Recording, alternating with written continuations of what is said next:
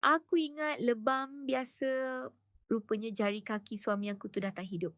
Kalau korang tak pernah lalui benda ni, mungkin korang rasa aku over, tapi Allah je tahu macam mana perasaan aku masa tu. Nama aku Nisa, umur 34, anak dua masih kecil. Suami aku baru 38. Orang luar nampak dia sihat, kerja jalan macam biasa. Tapi dalam diam, badan dia dah lama bermasalah. Semua ni bermula dengan satu luka kecil dekat jari kaki. Dia cakap, "Alah, tergesil kasut je ni." Aku pun tak fikir jauh. Sapu ubat, balut, habis cerita. Tapi luka tu tak baik-baik. Seminggu, Aina 2 minggu, warna dia mula berubah. Merah, keunguan, sampai jadi hitam. Satu malam tu, aku buka stokin dia. Aku terus diam, jari kaki dia dah hitam. Bukan lebam, tapi macam mati. Bau dia kuat sangat. Tangan aku terus menggigil. Aku paksa dia pergi hospital. Doktor tengok lama. Lepas tu dia cakap ini dah jadi gangrene. Tisu dah mati sebab gula lama tak terkawal. Darah tak sampai ke kaki. Lepas tu ayat yang buat aku terduduk. Kalau lambat, mungkin kena potong. Masa tu aku terus nangis. Suami aku diam je. Padahal sebelum ni, aku dah banyak kali tegur. Dia memang ada masalah gula. Tapi ubat makan ikut suka. Dia selalu cakap, tak apalah, abang okey lagi.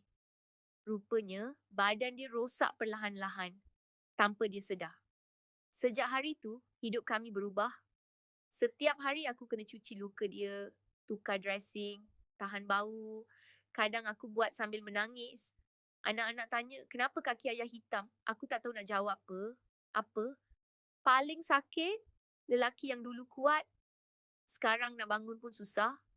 Masa tu baru aku sedar, benda ni bukan datang tiba-tiba. Bila gula tinggi lama sangat, salur darah rosak, sebab tu luka tak sembuh sampai jadi gangrene. Aku tak nak duduk diam, aku cuba cari ikhtiar. Aku jumpa herba dalam bentuk kapsul yang senang dia makan, kapsul aman. Aku tak cakap benda ni boleh ubah keadaan yang dah teruk. Tapi sekurang-kurangnya, ini usaha aku. Sebab bila dah sampai tahap macam ni, kita akan cuba apa saja. Aku cuma nak pesan, kalau suami korang ada luka kecil tapi tak baik-baik, kaki mula kebas atau warna berubah, jangan tunggu. Jangan ulang ayat yang sama, tak apalah, nanti okey. Sebab bila dah sampai tahap gangrene, pilihan dah tak banyak. Aku share ni sebab aku dah rasa takut kehilangan tu. Kalau masih ada peluang, jaga pasangan korang awal-awal. Kita cuma usaha. Allah yang tentukan. Doakan suami aku.